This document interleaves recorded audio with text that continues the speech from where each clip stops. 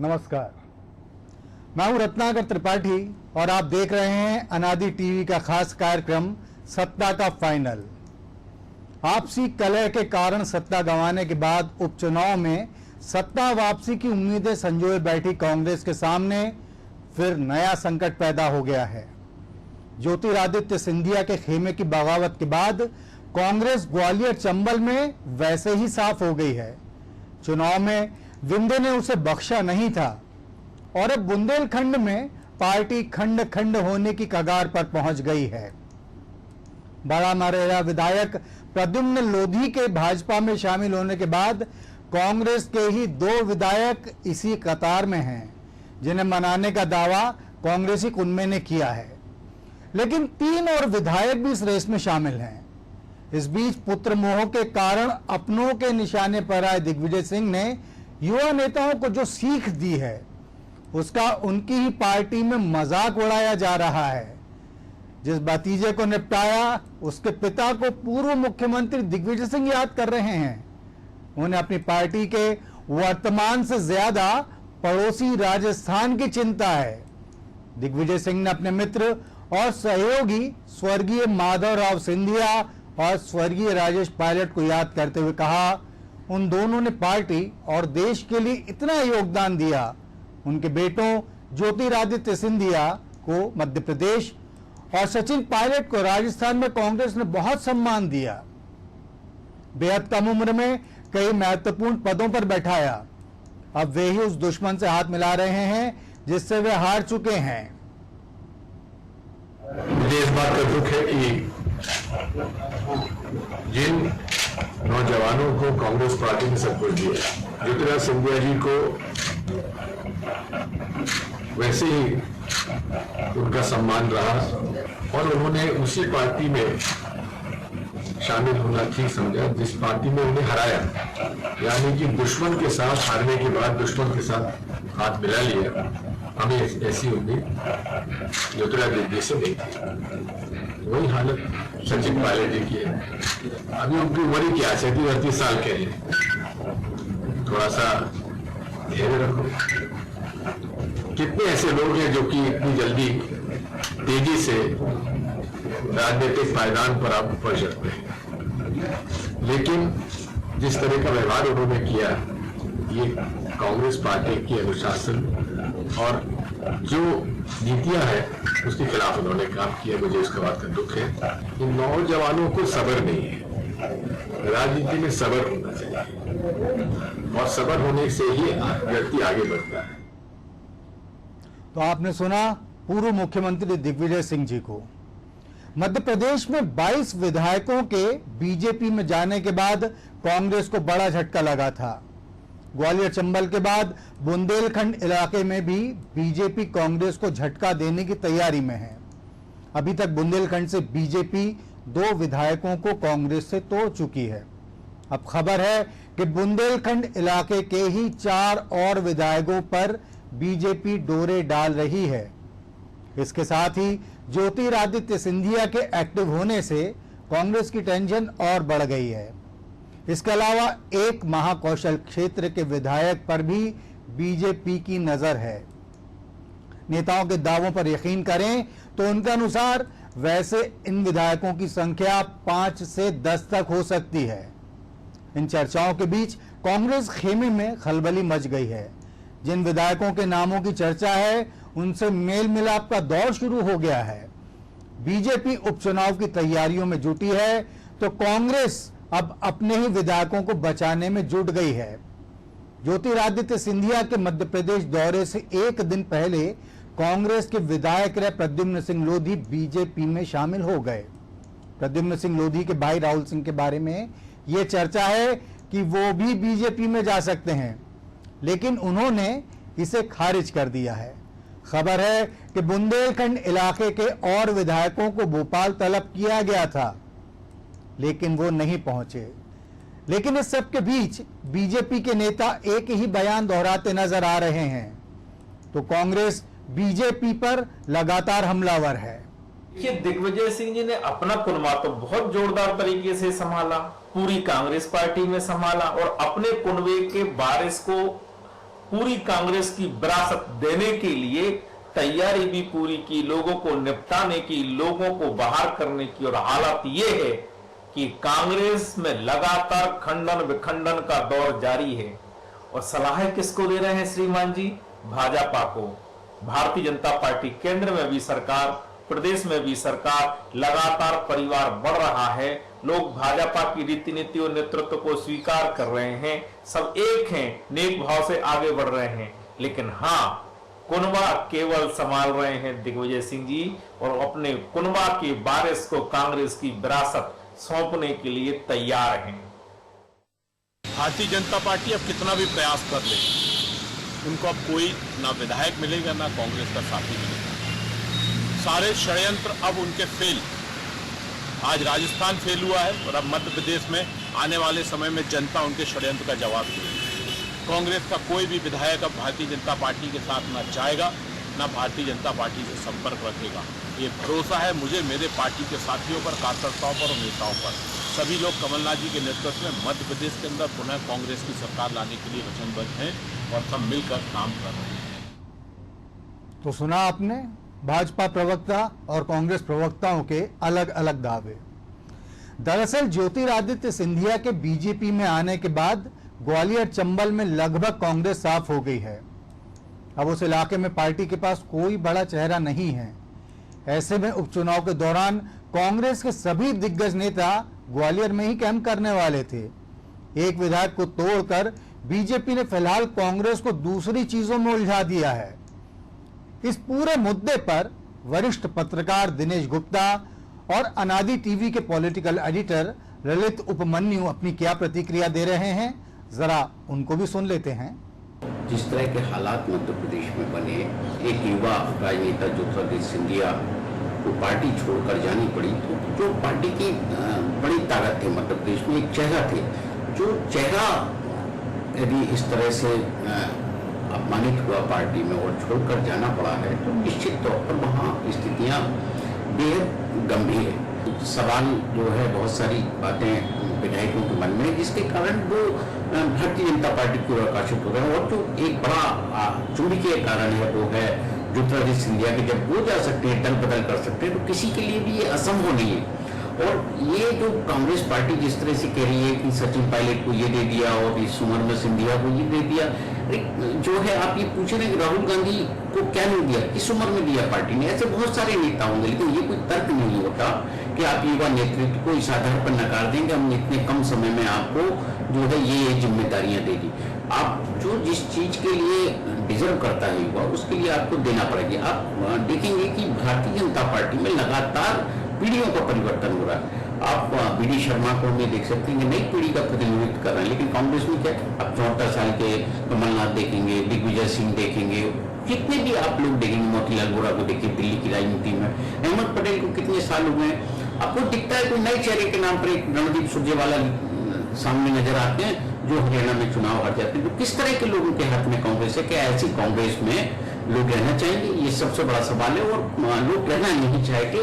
ये जिस तरह की घटनाक्रम हम देख रहे हैं, प्रद्युमन लोधी के बाद जो है सामने आया, और भी बहुत से विधायक पार्टी छोड़कर जाना चाहते हैं, जो भारतीय जनता पार्टी के साथ मिलकर राजनीति करना चाहते हैं, लेकिन भारतीय जनता पार्टी से कांग्रेस में लोग नहीं आना चाहते। उसका कारण ये है कि वहां नेतृत्व का संकट है। बीजेपी ने कांग्रेस को दो तरह के युद्ध में उलझा रखा है। एक मैदानी युद्ध है और दूसरा मनोवैज्ञानिक युद्ध है। मनोवैज्ञानिक युद्ध के मायने ये हैं कि जिस हिसाब से बीजेपी ने सरकार बनाने के बाद जो 22 विधायकों का बड़ा दलबदल हुआ था, उसके बाद बीजेपी बहुत कंफर्ट जोन में थी। वो चाहते तो रुक सकते थे, ठहर सकते थे, क्योंकि उन्हें 24 उपचुनाव में से सिर्फ 9 जीतना था, जो उनके ट्रैक रिकॉर्ड के हिसाब से बहुत आसान काम था। और चूंकि सरकार में भी है तो ये काम और ज्यादा आसान हो जाता है चुनाव जीतने का। लेकिन उसके बाद अभी 2 दिन पहले जो एक लोधी कांग्रेस छोड़ के बीजेपी में आए, बड़ा मल्हारा के विधायक, 25वां दलबदल जो हुआ, तो वो बीजेपी इसके बहाने ये संदेश देना चाहती है कि कांग्रेस के ही विधायकों का, कांग्रेस के ही नेताओं का अपनी पार्टी में विश्वास बुरी तरह खंडित हो गया है। और आगे भी जिस तरह की खबरें आ रही है कि बहुत से विधायक अभी बीजेपी के मुहाने पे हैं, बीजेपी का दरवाजा खटखटा रहे हैं, तो इसका सीधा सा असर कांग्रेस के मनोबल पे पड़ेगा, कांग्रेस कार्यकर्ताओं के मनोबल पे पड़ेगा, जो उपचुनाव में बहुत काम आएगा बीजेपी के लिए।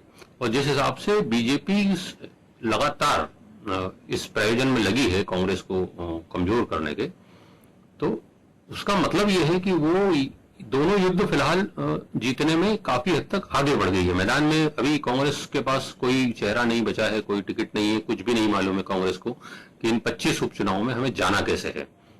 खासतौर से चंबल ग्वालियर संभाग में तो जो उनके उम्मीदवार हुआ करते थे वो सारे के सारे अभी बीजेपी में है, और उनके पास सारा सिंधिया जी का कोटा होता था और सिंधिया जी खुद ही बीजेपी में आ गए। तो वहां उनको नए सिरे से पूरा नेटवर्क अपना खड़ा करना पड़ेगा, क्योंकि नाम कमलनाथ के बहुत ज्यादा फॉलोअर है ना, दिग्विजय सिंह के सारा। तो बड़ा मुश्किल परिस्थिति में बीजेपी ने बहुत ही माइंड गेम खेल के और कांग्रेस को डाल दिया है, और इसके लिए उन्हें अगर वापस लड़ाई में लौटना है तो बहुत कठोर परिश्रम करना पड़ेगा। मध्य प्रदेश में बीजेपी 25 सीटों पर होने वाले उपचुनाव की तैयारियों में जोर शोर से जुटी है। ज्योतिरादित्य सिंधिया और सीएम शिवराज सिंह चौहान ने चुनाव की कमान को संभाल लिया है। वहीं कांग्रेस अभी भी रणनीति बनाने में ही जुटी है। खेमे के अंदर हड़कंप से कांग्रेस के नेता शांत हैं, कोई भी कुछ बोलने को तैयार नहीं है।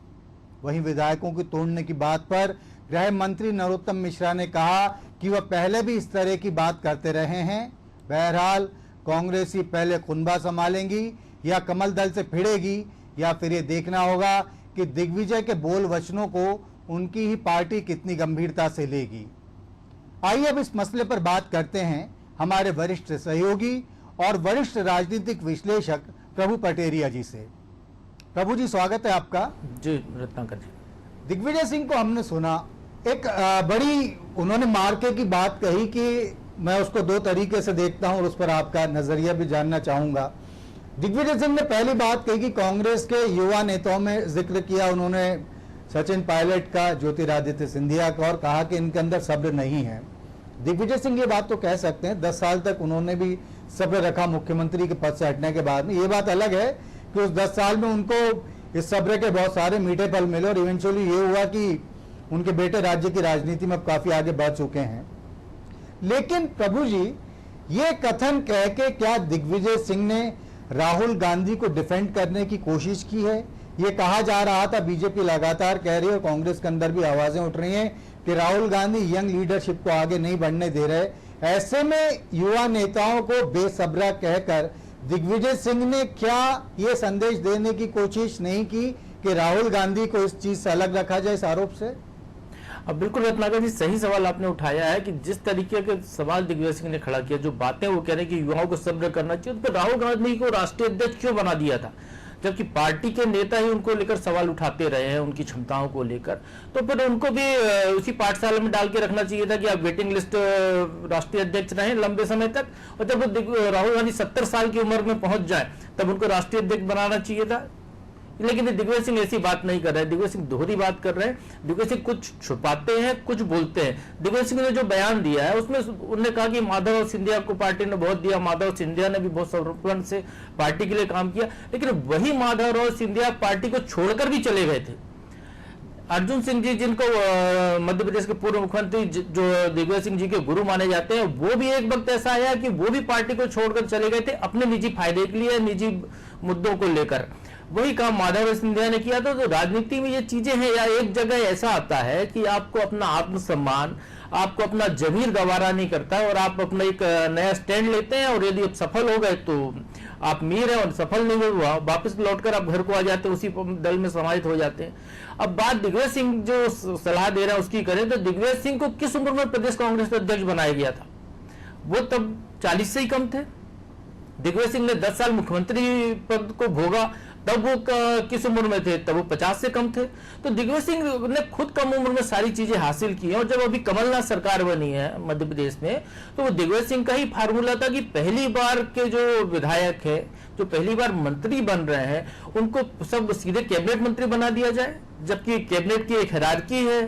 कैबिनेट मंत्री होगा, स्वतंत्र प्रभार राज्य मंत्री होगा जो थोड़ा कम अनुभवी है उसको, और जो बिल्कुल जीरो है उसको जो है राज्य मंत्री या उप मंत्री बनाने का प्रावधान है, कि उसको सीखने का पहले समय दिया जाए। आज छत्तीसगढ़ का उदाहरण सामने है। कल छत्तीसगढ़ ने, वहां के मुख्यमंत्री भूपेश बघेल ने, वहां भी कांग्रेस की सरकार है, उन्हें संसदीय सचिव बनाए हैं क्या कि वो सीख सके मंत्रियों के साथ जुड़कर।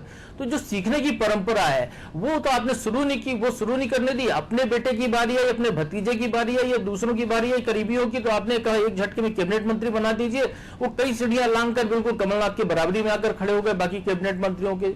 जो सीनियर मोस्ट मंत्री हैं, सज्जन सिंह वर्मा हो या और कोई गोविंद नारायण सिंह हो, उनके बराबरी पे यदि आप तोलें तो जयवर्धन सिंह का कदार दिखाई देता है। तो ये क्या है? आप नेताओं को, राजनीतिक दल के जो नेता हैं, खासकर ऐसे मार्गदर्शक दिग्विजय सिंह जैसे, उनको ये सोचना चाहिए कि वो जो सलाह दे रहे हैं उस पर वो खुद अमल कर रहे हैं क्या, उनका परिवार अमल कर रहा है क्या, वो सलाह कितनी जायज है। जब पूरी दुनिया युवाओं के दिशा में बढ़ रही है, अमेरिका में बराक ओबामा जो है 50 साल से कम उम्र में राष्ट्रपति बन गए थे। न्यूजीलैंड की जो राष्ट्राध्यक्ष है वो 35 साल से कम उम्र की है। पूरी दुनिया में जो क्रांतिकारी कदम या क्रांतिकारी काम जो हो रहे हैं, जो भी राष्ट्राध्यक्ष कर रहे हैं, राष्ट्र प्रमुख कर रहे हैं, तो वो जो कम उम्र के लोग ही कर रहे हैं। ग्लोबल चेंज आ रहा है सब जगह, तो उसको स्वीकार करना चाहिए, युवाओं को अवसर देना चाहिए। और जहां तक इनकी सचिन पायलट या ज्योतिरादित्य सिंधिया की बात है, तो ये जब इनको जो कांग्रेस ने पद दिया था या जब सांसद बनाया था, तो सिंधिया ने मांगा नहीं था। कांग्रेस ने अपने फायदे के लिए उनके जो परिवार का या उनके पिताजी की जिस तरीके से निधन हुआ उसको उपयोग करने के लिए, उस सीट को बचाने के लिए इनको वो सांसद का चुनाव लड़ाया था। उसके बाद इनको लगातार आगे बढ़ाती रही। किसके लिए बढ़ाती रही? अपने फायदे के लिए। आज जब वो अनुभवी हो गए, अनुभवी हैं, यदि वो 2-3, 4 बार के सांसद हैं, 2 बार के केंद्रीय मंत्री हैं, वो 5 साल प्रदेश अध्यक्ष रहे, यदि हम बात करें सचिन पायलट की, तो और पायलट के दम पर ही वहां पर कांग्रेस की सरकार है, ऐसा कांग्रेस के लोग ही दावा करते हैं कि उसकी असीम मेहनत उनने की तो वसुंधरा राजे की सरकार को उखाड़ने के लिए। उस परिस्थितियों में आप उस आदमी को नजरअंदाज करते हैं, उसको ये सलाह दें कि अभी आप वेट एंड वॉच की पोजीशन पे रहिए, पहले बुढ़े लोग जो है उनको आगे बढ़ जाने दीजिए, आपके अनुभव को बाद में हम आपको मौका देंगे। तो ये संभव नहीं है आज की राजनीति में। योग्यता का सम्मान होना चाहिए। यदि ये फार्मूला राहुल गांधी और प्रियंका गांधी के लिए लागू है, तो यही फार्मूला बाकी राज्यों के जो नेता हैं उनके लिए भी लागू होना चाहिए। प्रभु जी, जो आपने अभी बात कही उसमें एक चीज मैं ऐड ऑन करना चाहूंगा। सड़कों पर कई बार हम देखते हैं जो भारी वाहन जाते हैं उनके पीछे लिखा रहता है जगह मिलने पर ही साइड दी जाएगी। अब ये जो दिग्विजय सिंह जो कह रहे हैं और जो अभी आपने भी जो चीज सबके ध्यान में लाई है बड़े तथ्यात्मक तरीके से, सवाल ये उठता है कि मध्य प्रदेश में कमलनाथ असफल साबित हुए, अशोक गहलोत अभी तो बचे हुए दिख रहे हैं, लेकिन फिर भी ऐसा लग रहा है कि डगमग हिसाब किताब चल रहा है। पार्टी में कई जो ऐसे नेता हैं जिन्हें उम्र दराज होने के बावजूद जिम्मेदारियां दी जा रही हैं, किसी न किसी स्तर पर वो लोग कहीं ना कहीं असफल साबित होते नजर आ रहे हैं। सवाल ये उठता है कि जब ऐसे ऐसे हश्र आप देख रहे हैं, तब भी जगह मिलने पर साइड दी जाएगी। आला कमान की बात छोड़ दीजिए, क्योंकि वो तो गांधी नेहरू परिवार है। राहुल गांधी है, प्रियंका वाड्रा के बेटे को भी अब आगे लाने की कोशिश की जा रही, बीच में हमने देखा था। तो एक पार्टी जो आला कमान के स्तर पर एक अलग ट्रीटमेंट रख रही युवाओं के लिए, एक पार्टी जो नीचे जहां की वाकई ग्रास रूट लेवल पर पार्टी को बहुत मजबूत करने की जरूरत है, वहां वो जगह मिलने पर साइड दी जाएगी वाली पॉलिसी पर चल रही है। तो क्या कहां तक खींच सकेंगे इस ट्रक को वो लोग? बिल्कुल रत्नाकर जी, हमने सही विषय पर ध्यान दिलाया है। कमलनाथ की असफलता का कारण यह है, कमलनाथ सरकार यदि गिरी है तो उसका एक बहुत बड़ा कारण यह है, कमलनाथ मध्य प्रदेश के जमीनी नेता नहीं है। वो एक महाकौशल के नेता माने गए, वो दिल्ली के नेता माने गए, वो फ्लोर मैनेजमेंट फ्लोर के अंदर बहुत अच्छा कर सकते थे, वो फ्लोर के बाहर, विधानसभा के बाहर फ्लोर मैनेजमेंट उनका मध्य प्रदेश ने देख ही लिया कैसा हुआ कि वो दावा करते रहे कि 24-25 बीजेपी के विधायक उनके संपर्क में है, उल्टा 22 विधायक उनके चले गए। वो दावा करते रहे कि अब उपचुनाव में हम फिर से 24 सीटें जीत कर सरकार बनाएंगे, उनके विधायकों की फिर लाइन लगी हुई है, एक चला गया। दावा बीजेपी का है कि 3-4 और आने वाले हैं, जिसको रोकने के प्रयास खुद कांग्रेस कर रही है। तो ये जरूर है कि कांग्रेस को ये देखना चाहिए कि कहां पर अनुभव का लाभ लिया जा सकता है, कहां पर जरूरत है, क्योंकि एक बहुत उम्र दराज व्यक्ति लगातार जनता के बीच में नहीं जा सकता, वो दौरे नहीं कर सकता, उसकी शारीरिक अपनी मर्यादाएं हैं, कुछ मजबूरियां हैं, वो ज्यादा एग्जर्शन नहीं झेल सकता है। वो वर्चुअल रैली तो कर सकता है बैठकर, वो भी अभी कमलनाथ ने शुरू नहीं की, वो फील्ड पर जाकर काम नहीं कर सकता है। उसके लिए आपको युवाओं का साथ लेना ही है। वो यही कॉम्बिनेशन कांग्रेस ने, आप याद कीजिए पिछले चुनाव को याद कीजिए, यही कॉम्बिनेशन उन तीनों राज्यों में कांग्रेस ने अपनाया था जहां पर कि उनकी सरकार बनी थी। राजस्थान की बात करें तो राजस्थान में अशोक गहलोत और सचिन पायलट का कॉम्बिनेशन था। छत्तीसगढ़ की बात करें तो वहां लगभग हम उम्र है दोनों नेता, लेकिन भूपेश बघेल और टीएस सिंहदेव का कॉम्बिनेशन था। मध्य प्रदेश में अब की बार कमलनाथ और ज्योतिरादित्य सिंधिया का कॉम्बिनेशन था।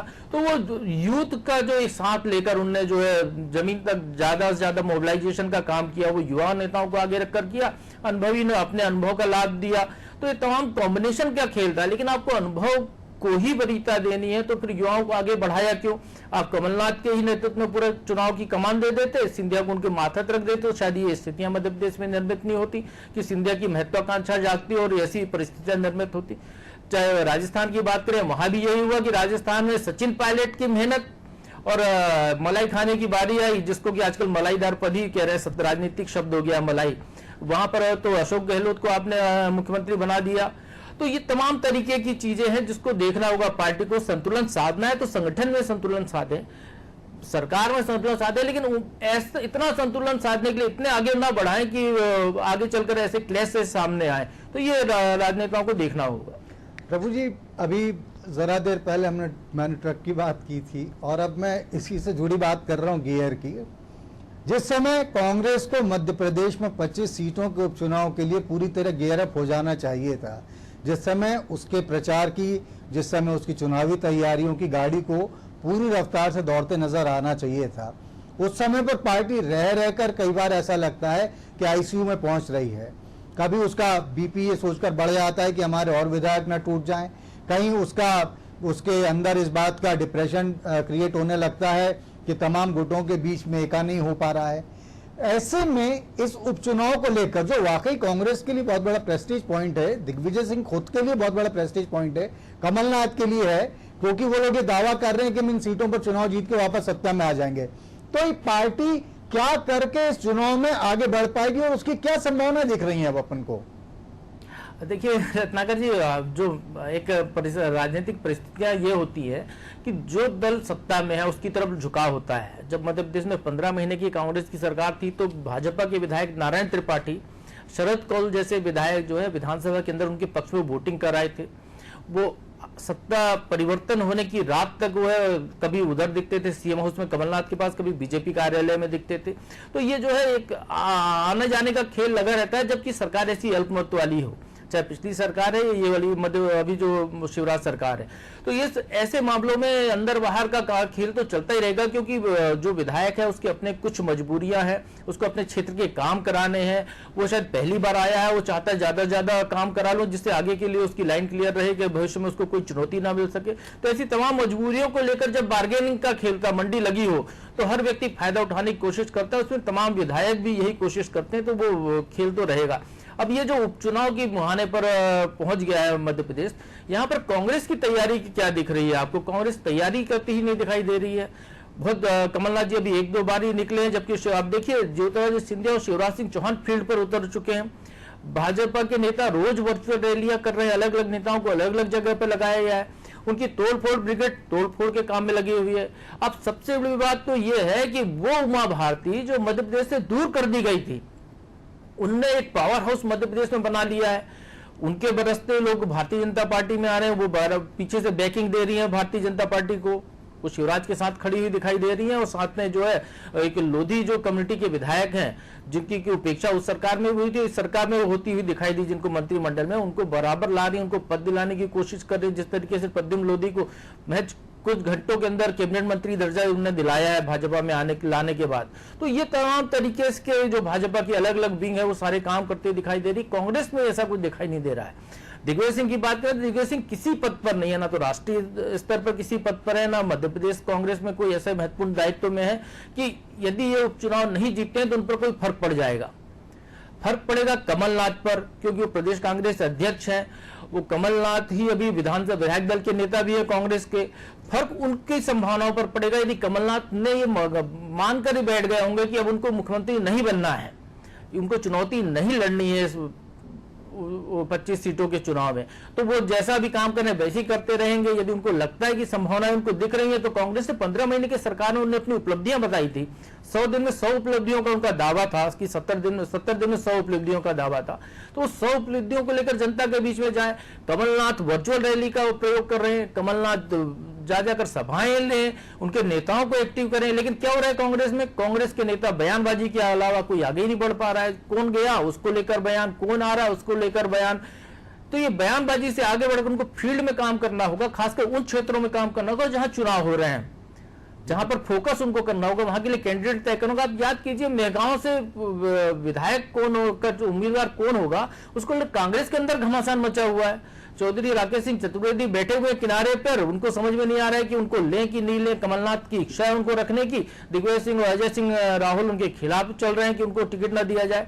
उससे ज्यादा योग्य उम्मीदवार नहीं, क्योंकि भारतीय जनता पार्टी के जो उम्मीदवार थे, जो भाजपा के विधायक या भाजपा कैंडिडेट खिलाफ चुनाव लड़ते रहे, जो जीते, वो उनके उम्मीदवारों को भाजपा ने हाईजैक करके अपने यहाँ ले गई है। तो कांग्रेस पास ना तो वहां उम्मीदवार बचा, ना वहां कार्यकर्ता बचा। जिस तरीके से आप बात कर रहे हैं कि राहुल सिंह लोधी और तरवर सिंह लोधी की चर्चा आ रही है कि ये लोग भी शायद जा सकते हैं, हालांकि उनकी तरफ से खंडन किया गया है, और भी बुंदेलखंड के विधायक जा सकते हैं। तो कल भारतीय जनता पार्टी ने देवरी में कांग्रेस का विधायक है, वहां के कार्यकर्ताओं को, कांग्रेस कार्यकर्ताओं को भाजपा में शामिल करा लिया। तो धीरे धीरे एक डेंट कांग्रेस में लगातार लगता ही चला जा रहा है। चुनाव की तारीख अभी तय नहीं हुई है। प्रभु जी माफी चाहेंगे, थोड़ा समय की बाध्यता है। आपके एनालिसिस के लिए, इन जानकारियों के लिए और अपने अनुभव साझा करने के लिए आपका बहुत बहुत धन्यवाद। तो सुना आपने हमारे वरिष्ठ सहयोगी और सीनियर पॉलिटिकल एनालिस्ट प्रभु पटेरिया जी को, जिन्होंने बताया कि किस तरीके से कांग्रेस धीरे धीरे बहुत तेजी मतलब उसकी इस धीरे में भी तेजी आ गई है, जोर का झटका धीरे से लगे वाली स्थिति है, बहुत कमजोर होती चली जा रही। पार्टी को वाकई इस दिशा में कुछ करना पड़ेगा। इतना तो तय है कि कांग्रेस को कुछ नया सोचना और करना होगा। लेकिन अभी सवाल ये उठता है कि क्या पार्टी ये सब करने के लिए तैयार हो रही है? देखकर लगता नहीं है। पार्टी में गुटबाजी खत्म नहीं हो रही है। युवा चेहरों को आगे आने के जो मौके दिए जाने थे, सचिन पायलट, पहले ज्योतिरादित्य सिंधिया और फिर सचिन पायलट के एपिसोड ने साबित कर दिया कि पार्टी अपने आला कमान वाले मामले से अलग राज्यों में नीचे के स्तर पर युवाओं को बहुत ज्यादा तरजीह देने के, इंपॉर्टेंस देने के, बढ़ावा देने के मूड में नहीं है। बुजुर्ग उम्रदराज नेताओं के भरोसे कांग्रेस आगे जाना चाह रही है। वो कितना आगे जा पाएगी, इसका पहला परिणाम हमको मध्य प्रदेश में 25 सीटों पर होने वाले उपचुनाव के नतीजों से साफ नजर आने लगेगा। तो आज की बातचीत को यहीं विराम देते हैं। अगले किसी विषय पर फिर चर्चा के लिए आपके सामने हाजिर होंगे। तब तक के लिए नमस्कार।